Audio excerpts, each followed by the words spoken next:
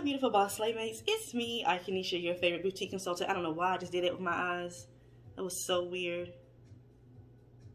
Okay, but anyway, so this video is the boutique Q&A that I promised I was going to do. And gotta make a disclaimer, as y'all know, something always happens to me. So two things. First, I dropped my phone and broke the screen. So that I'm filming on my new phone, and then I still have my other phone here. And so I asked you guys on Instagram stories to leave your questions for me for this video.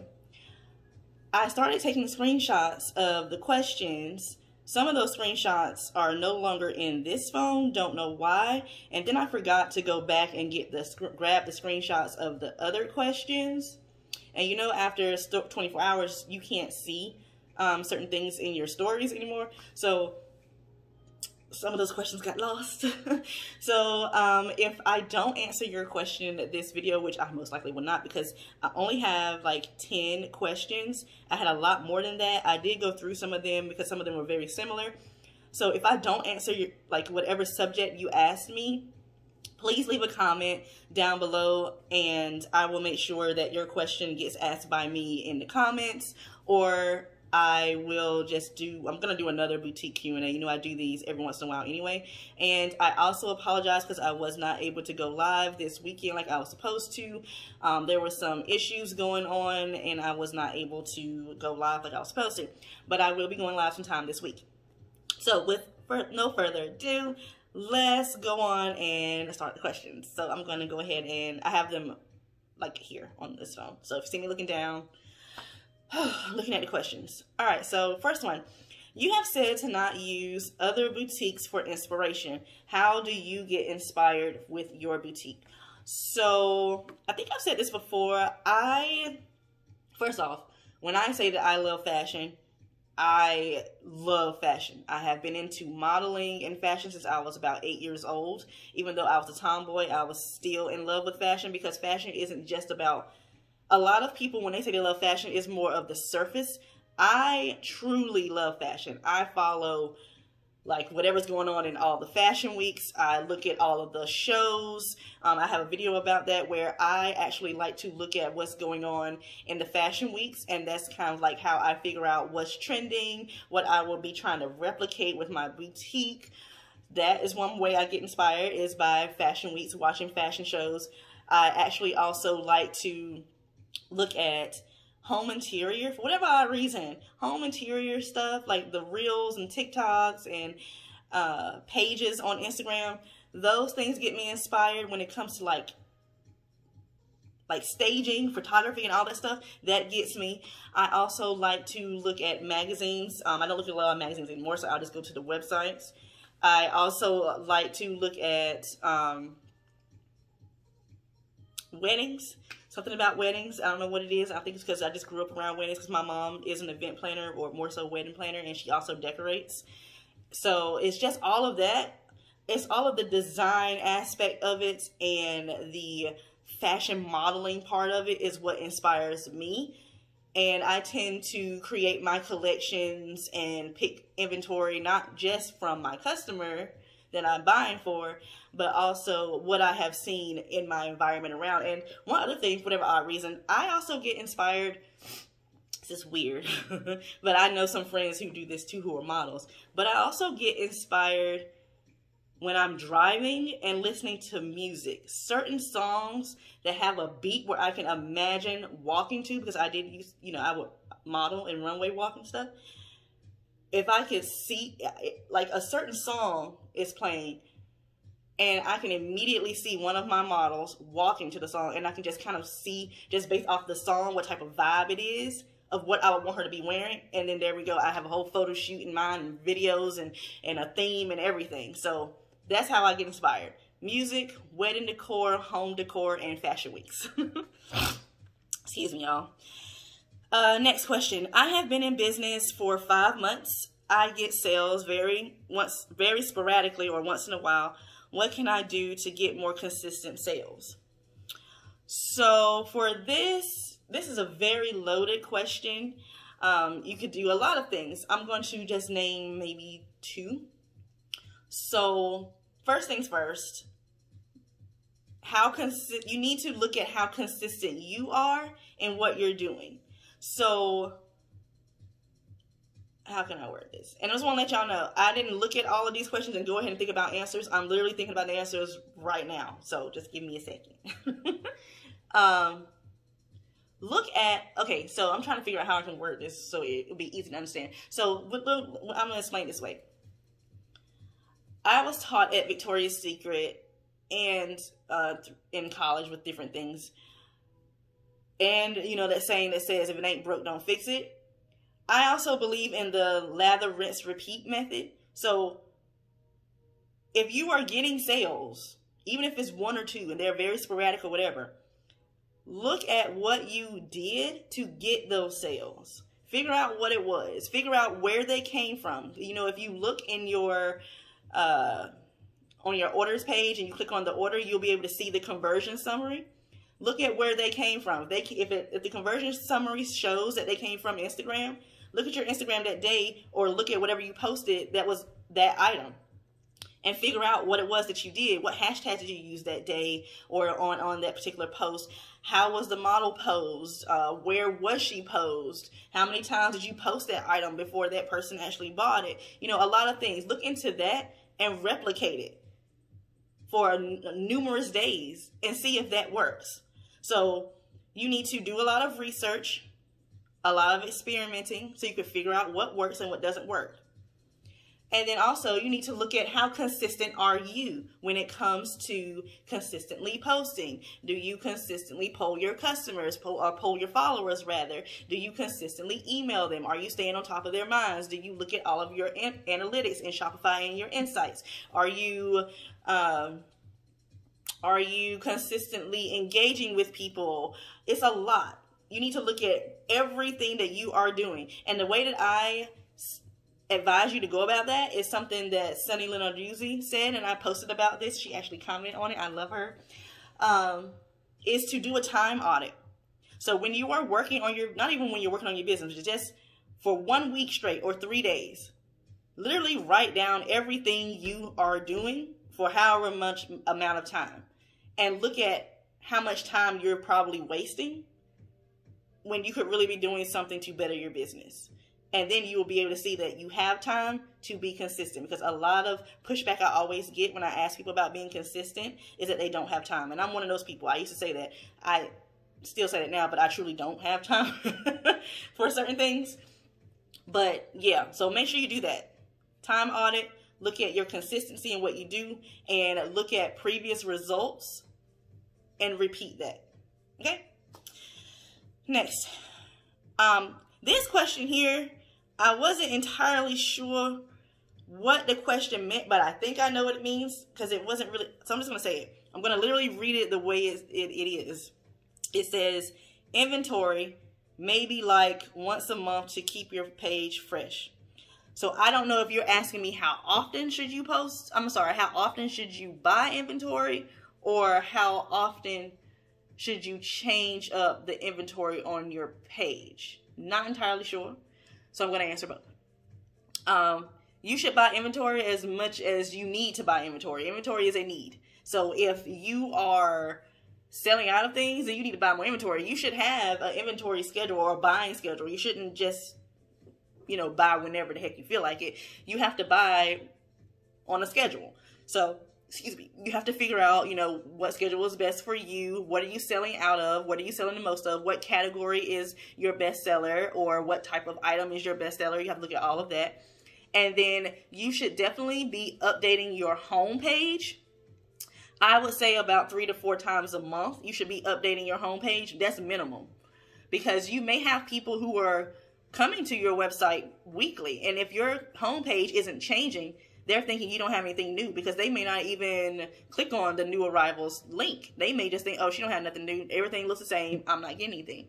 And I noticed that when I consistently started changing up, even if I didn't change my banner at the top or my slideshow, which I do change that every so often, even if I just changed up the little area that I have on my homepage that says new arrivals or newest merchandise, and my deal of the week or my top seller, as long as I changed those up, I still was seeing consistent sales because people were seeing that I was still active, I was still getting new stuff in, and they didn't have to go all over the website to look for something. So you should also be consistently posting on your Instagram, of course, and you want to keep that fresh, but you don't have to have new inventory to keep your page fresh on Instagram. You should just take multiple photos of the same item in different ways, different backgrounds, different person, whatever, so that way the item is still getting seen. It doesn't matter. It doesn't even matter if you're posting the same photo, really, but just to keep it fresh or different, then just take 10, 15 photos of the same item and post them. Okay, next. I am bad with analyzing, and I know you say to analyze IG insights. Can you give examples? Okay. I'm trying to think what's in Instagram Insights I can give you a quick example of without being long-winded. Okay, I got one.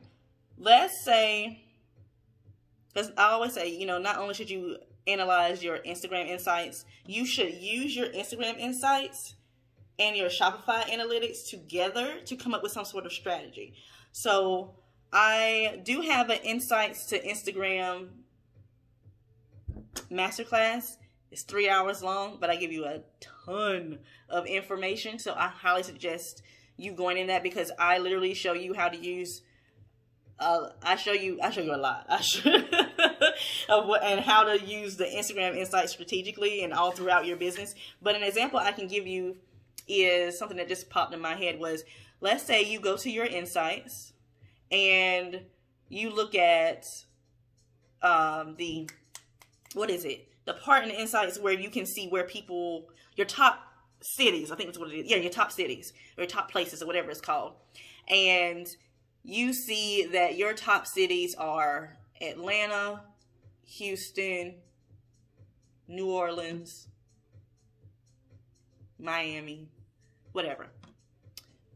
And let's say you stay in California. All of those places, or majority of them, are on the East Coast, and they are, let's not say California. We'll say California. And all those places are on the East Coast except for Texas or Houston. That's central. And you can use that in numerous ways. So being that you're on the West Coast and they're on the East Coast, you can look at that and see that for your Instagram, we just talking about Instagram, you should be posting at the time that's best for those on the East Coast. Because if you're waiting to post at 6 o'clock your time and you're in California, it's 9 o'clock in Miami and Atlanta. Therefore, your audience may not even be active at 9 o'clock. So you're posting and not getting results because a lot of your top followers aren't seeing your post because you're posting at the wrong time. So even though Instagram gives you that timeline or that bar graph of times that are best, I don't really go by that sometimes, well, most of the time, because I actually analyze much more than that. So that's one thing.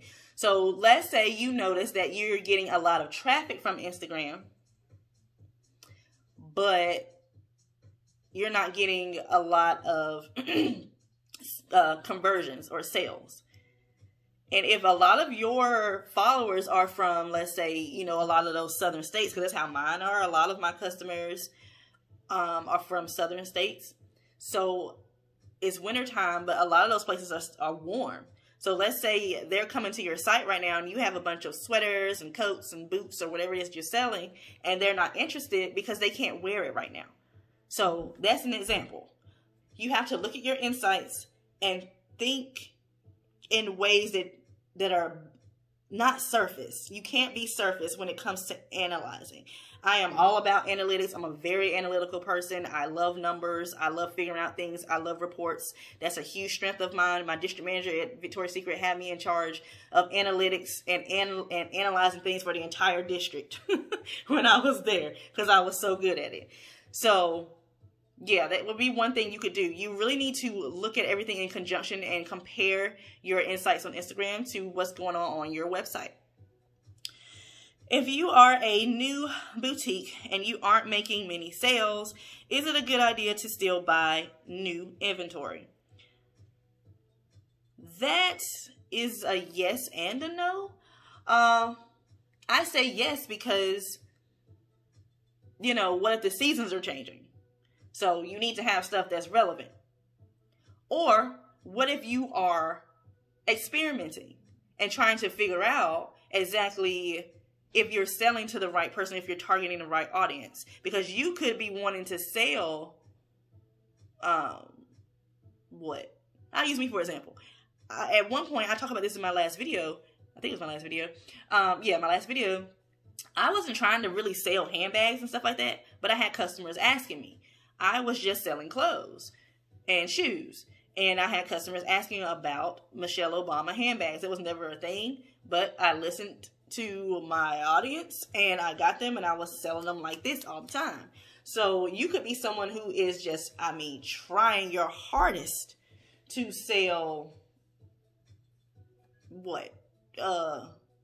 You could be trying your hardest to sell, maybe you like blazers. Maybe you're trying your hardest to sell blazers and you got a ton of blazers you're trying to sell. But your audience is always, for whatever reason, liking all of your posts that are around loungewear. So that means you would need to go ahead and buy loungewear. And then experiment with that and see if that's really what your audience wants. So the only other reason why I say no is if you're in the middle of summer and you have summer items and you're still trying to experiment and figure out what to do, and you need to figure out what works in terms of how to get conversions and sales and brand awareness. That's the only reason why I say don't do it.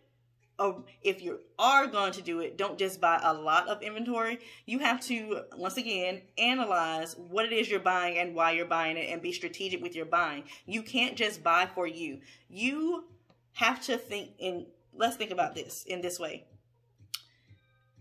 When you are buying, whether it is at the fashion district, at a market like at Atlanta Apparel, or even just on a website, you have to think like your customer. So when you're on Fashion Go and you're getting inventory, you are essentially your customer on your website. So what would make your customer stop the scroll either on Instagram or your website and add it to her cart and buy? That's what you have to get. You can't just get stuff because you think it's cute or because you like it or whatever else. I suffer from that, but I keep myself focused by collections and themes and things like that, so I don't just go all the way off the wall and just start buying a bunch of stuff. So that's what I recommend when it comes to that. How do you approach an influencer? First, you have to figure out if you are ready for an influencer. And you figure that out by making sure that your website is fully optimized, organized, it looks good, it doesn't look amateur, it's not unorganized, it doesn't have a lot of broken links, it doesn't have horrible photos, all of that, as well as your Instagram. You have to make sure your Instagram and your website look like the same brand.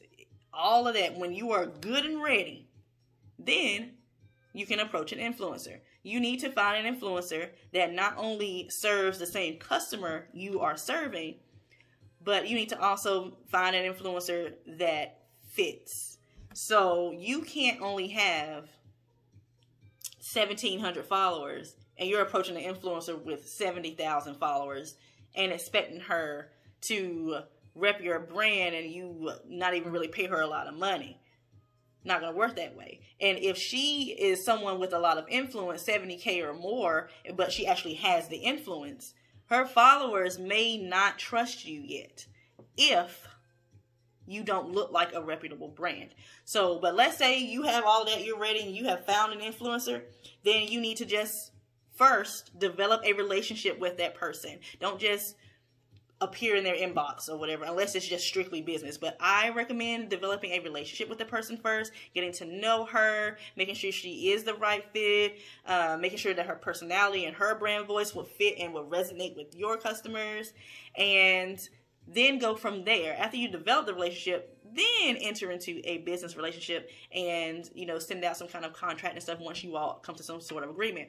I do have a brand ambassador and influencer masterclass, and I also give out templates in that masterclass of what you can say to an influencer or for someone you want to reach out to be a brand ambassador.